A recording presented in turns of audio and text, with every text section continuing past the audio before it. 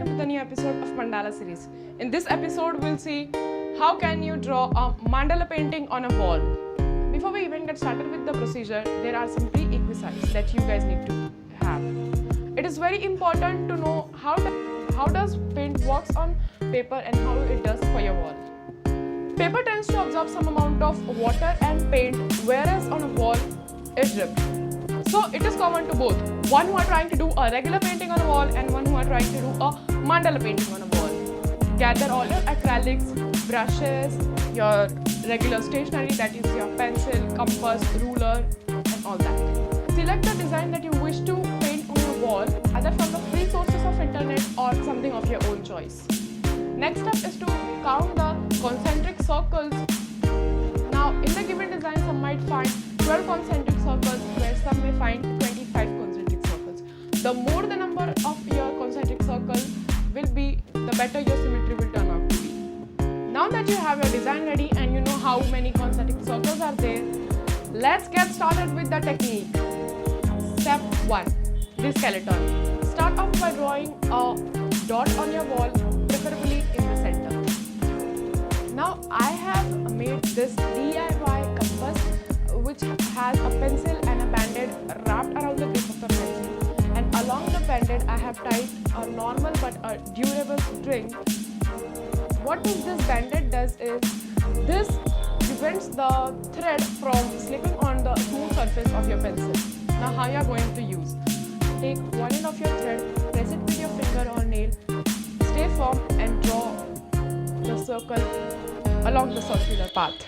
Now it is up to you how do you twist it on different surfaces.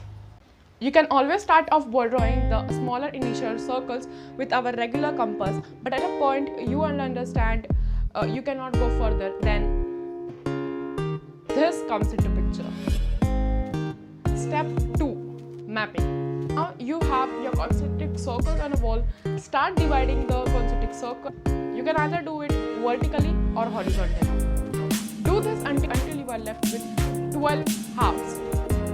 Now you might be comfortable using 14 sectors or 15 sectors, but I think 12 is pretty ideal because it is not too much and not too less. Now start drawing your design with the pencil. Always keep in mind that you draw designs in to out. You do not draw in sectors or something from the arc. And the best way to begin is to start from the end, that is the center point, to the last. Step 3. Painting. Now this is the most important part. The best way to begin is to not use water at all, because the more diluted your paint will be, the chances are higher that it may start to drip on your wall, and that is not certainly, guys, what you want. So choose your brushes wisely. Now in brushes you don't need to carry a huge set of brushes, and you can always start off with a minimum set of brush like 0 number brush, 2 number brush, 8 number brush and 10 number brushes, and always use round brushes for this purpose. Now I'll tell you guys one bonus tip.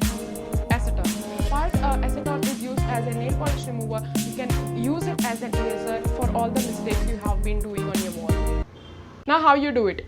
You need to just take a cotton swab and dip it thoroughly in the acetone and then erase it and rub it gently but quickly. But if you are not gentle or quick enough, you are going to remove the mistakes anyhow, but also the base paint of your wall will be gone.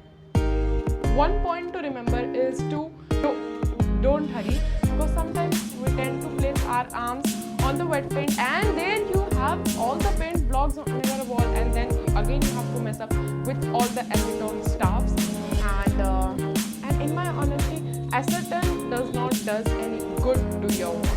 So that was the video, guys. I really hope that this video helped you.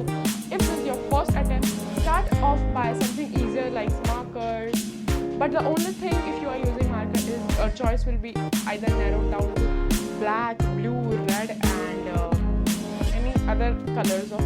You also cannot experiment with different kinds of colors.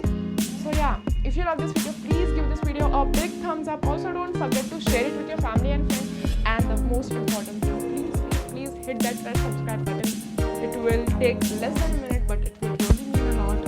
And also don't forget to